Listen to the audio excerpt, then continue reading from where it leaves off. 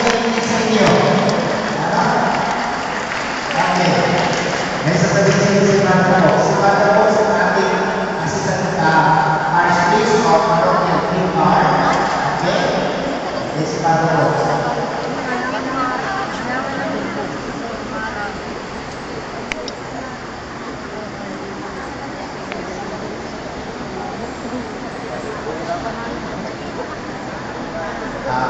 Ating ibibigay mo ang mikropono sa ating kasama, kaibigan, kakampi, hindi na lang kakampi, kapuso sa kalalim, Kapamilya. Kapamilya.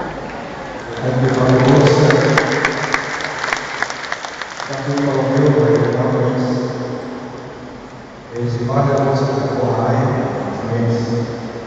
ngayon ay kapag-isipan mo yung nasa ko sa pagkakaroon ay kung makasay mo na ito sa ay kailangan na ipakita namin ang pagkakaroon sa inyo ang nagkatotoo kapag nagkatotoo